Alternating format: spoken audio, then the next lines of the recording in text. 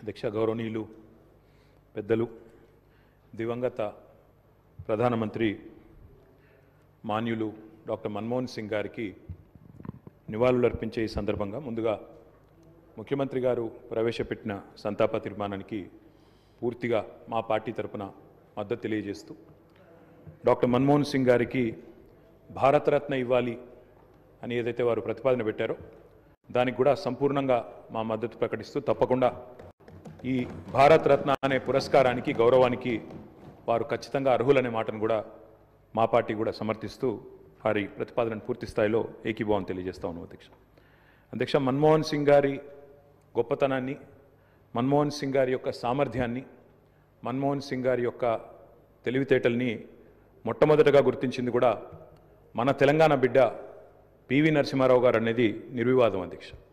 PV Narasimha Rao గారు ఆనాడు ప్రధానమంత్రిగా భారతదేశానికి ఎన్నికైన తర్వాత సాధారణంగా ఈరోజు వింటుంటాం అధ్యక్ష, లాటరల్ ఎంట్రీ అని, అంటే రాజకీయాలతో సంబంధం లేని వ్యక్తులను కూడా మనం రాజకీయాల్లో ముఖ్యంగా ప్రభుత్వాలలో ముఖ్యమైన పాత్రల్లో తీసుకురావడాన్ని లాటరల్ ఎంట్రీ అంటారు అధ్యక్ష.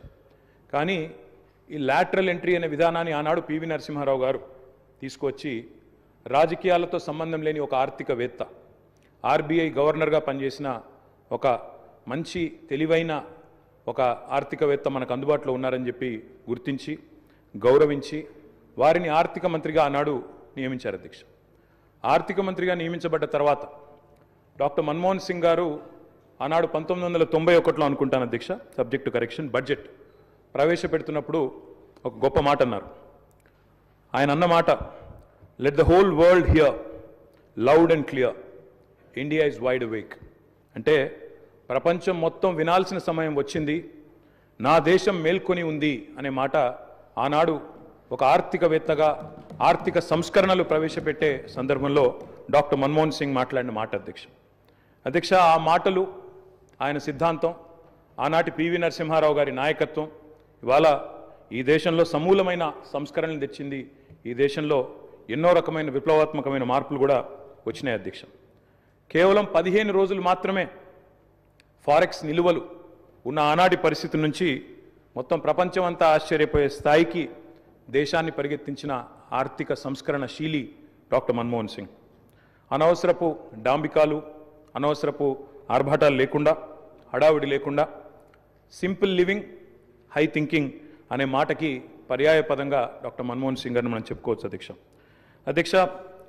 Loyalty is a very rate. Loyalty అనేది, విశ్వాసం అనేది ఇవాళ రాజకీయాల్లో చాలా అరుదైన పదం అధ్యక్ష. అట్లాంటిది తనకు అండగా నిలబడ్డ మరి కాంగ్రెస్ పార్టీకి జీవితాంతం సేవలు అందించిన ఒక మహానుభావుడు డాక్టర్ మన్మోహన్ సింగ్. ఎందుకంటే ఒక ఆర్థిక మంత్రిగా, తర్వాత ప్రధానమంత్రిగా 10 ఏళ్ల పాటు పనిచేసి మరి పూర్తి స్థాయిలో ఆ పార్టీ అధికారం కోల్పోయిన తర్వాత కూడా అంతే స్థాయిలో నమ్మకంగా, ఇందాక ముఖ్యమంత్రి గారు చెప్పినట్టు అవసరమైతే ప్రజాస్వామిక నిరసన కార్యక్రమాల్లో కూడా ఆ పార్టీ తరఫున ఒక సభ్యుడిగా పాల్గొన్న ఒక అభ్యుదయవాది, ఒక నిరాడంబర మనిషి డాక్టర్ మన్మోహన్ సింగ్ అధ్యక్ష. ఆయన ప్రధానమంత్రిగా ఉన్న కాలంలోనే మా నాయకుడు, మా పార్టీ అధ్యక్షులు, తెలంగాణ తొలి ముఖ్యమంత్రి కేసీఆర్ గారు దాదాపు ఒక 1.5 సంవత్సరాల కాలం పాటు వారి క్యాబినెట్లో మంత్రిగా కూడా పనిచేశారు అధ్యక్ష. మంత్రిగా పనిచేసే క్రమంలో ఆనాడు 2004లో కాంగ్రెస్ పార్టీతో పొత్తు పెట్టుకొని మరి ఆనాడు ఎన్నికల్లో గెలిచిన తర్వాత క్యాబినెట్లో భాగస్వామ్య పక్షాలను కూడా ఆహ్వానించి కేసీఆర్ గారి క్యాబినెట్ మంత్రిగా తీసుకున్న తర్వాత వెంటనే ఒక చిన్న చిక్కు సమస్య వచ్చింది అధ్యక్ష. కేసీఆర్ గారికి పోర్ట్ఫోలియో ఆనాడు షిప్పింగ్ పోర్ట్ఫోలియో ఇవ్వడం జరిగింది. ఇస్తే వెంటనే డిఎంకే వాళ్ళు, అప్పుడు వాళ్ళు ప్రధాన భాగస్వామ్య పక్షం యూపీఏలో, వాళ్ళు వెంటనే అభ్యంతరం లేవనెత్తినారు. మీరు మాకు కమిట్మెంట్ ఇచ్చారు, మాకు ప్రామిస్ ఇచ్చారు, మీరు వెంటనే మరి వారికి ఎట్లా ఇస్తారో అని అభ్యంతరం పెడితే కేసీఆర్ గారు ఒక్క క్షణం కూడా సంకోచించకుండా వెంటనే మన్మోహన్ సింగ్ గారి దగ్గరికి వెళ్ళి, డాక్టర్ గారు నేను వచ్చింది పదవుల కోసమో పోర్ట్ఫోలియోల కోసమో కాదు, నేను వచ్చింది నా తెలంగాణ కోసం అని చెప్పి వారికి తిరిగి ఆ షిప్పింగ్ పోర్ట్ఫోలియోని ఇస్తే ఆ రోజు మన్మోహన్ సింగ్ గారు అన్న మాట అధ్యక్ష, చంద్రశేఖరరావు గారు మీరు ఏ నిబద్ధతతో, ఏ సిద్ధాంతం కోసం, ఏ రాష్ట్రం కోసం అయితే వచ్చారో అది ఫలించాలి అని మనసారా నేను కోరుకుంటున్నాను. ఇవాళ ఈ నిర్ణయం మీరు ఏదైతే తీసుకున్నారో దీనివల్ల కూడా మీకు కూడా గొప్ప గుర్తింపు, గౌరవం వస్తుంది. మీరు ఒక కర్మయోగిగా గుర్తించబడతారని చెప్పి కూడా వారు చెప్పడం జరిగింది. అధ్యక్ష, తదనంతరం 2004 నుంచి 14వ సంవత్సరంలో ఎప్పుడైతే తెలంగాణ రాష్ట్రం ఏర్పడ్డదో పెద్దలు చెప్తారు అధ్యక్ష, nothing can stop an idea who's time has come. అంటే ఒక గొప్ప ఆలోచనకు, ఒక అరుదైన సందర్భానికి సమయం వచ్చినప్పుడు ప్రపంచంలో ఏ శక్తి దాన్ని ఆపలేదు అధ్యక్ష.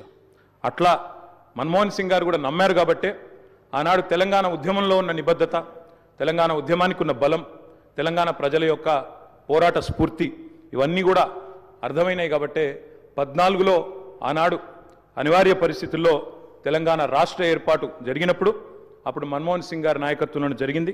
తప్పకుండా మేమందరం కూడా దాన్ని మర్చిపోము అధ్యక్ష. అధ్యక్ష, ఒక్క మాట ఇవాళ గుర్తు చేసుకోవాల్సిన అవసరం ఉంది. మన్మోహన్ గారి నిబద్ధత గుర్తు చేసే సందర్భంలో సరిగ్గా ప్రధానమంత్రిగా వారు ఎన్నికైన తర్వాత 6 నెలలకి పెద్దలు మా పార్టీ అధ్యక్షులు కేసీఆర్ గారు ఆనాటి కేబినెట్ సహచరుడిగా వారికి ఒక ముఖ్యమైన డెలిగేషన్ నేను తీసుకొని వస్తున్నాను సార్, దయచేసి మాకు సమయం ఇవ్వండి అని అడిగినారు.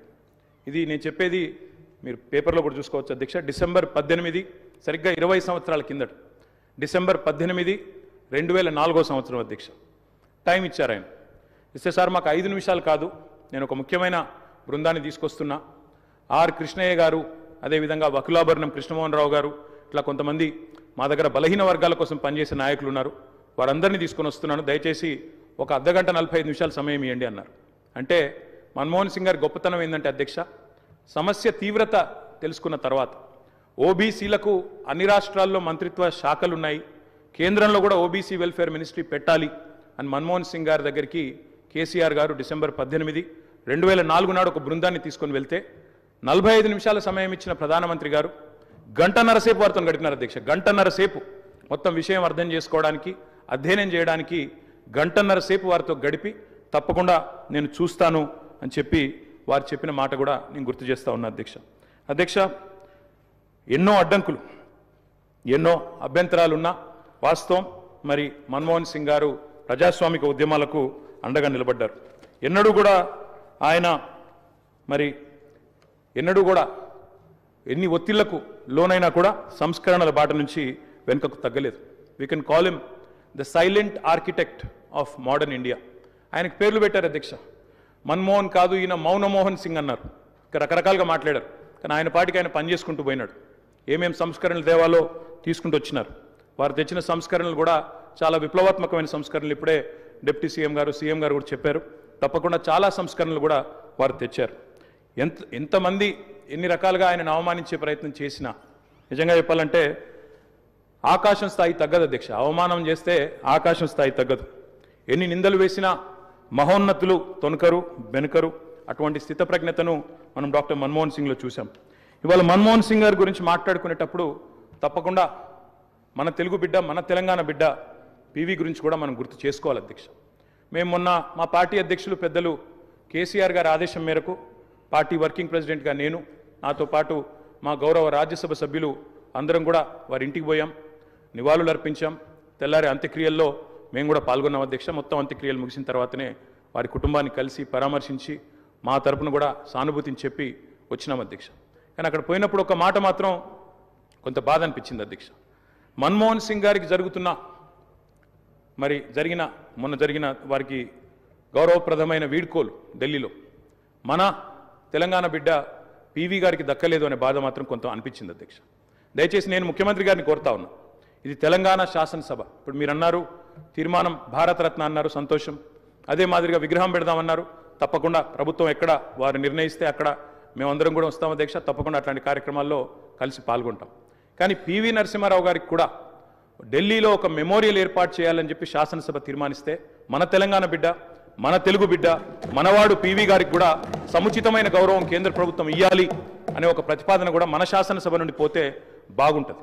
ఎందుకంటే ఢిల్లీలో అందరూ ప్రధానమంత్రులకు మెమోరియల్ ఉంది అధ్యక్ష, కానీ ఒక్క పివి గారికి లేదు.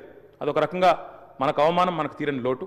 కాబట్టి ఈ తీర్మానంతో పాటు దాన్ని కూడా జతపరిచి పంపించినట్టయితే తప్పకుండా వారిని కూడా, ఎందుకంటే మన్మోహన్ గారిని రాజకీయాల్లోకి తెచ్చిందే పివి గారు, అట్లాంటి పివి గారికి కూడా ఒక మెమోరియల్ ఏర్పాటు చేయాలని శాసనసభ ఏకగ్రీవ తీర్మానం చేస్తే మన గౌరవం కూడా పెరుగుతుంది, మన సభ గౌరవం కూడా పెరుగుతుంది అనే మాట కూడా తెలియజేస్తూ ముఖ్యమంత్రి గారు పెట్టిన సంతాప తీర్మానానికి సంపూర్ణమైన మద్దతును, ఆ కుటుంబానికి మా ప్రగాఢమైన సానుభూతిని కూడా తెలియజేస్తాం అధ్యక్ష.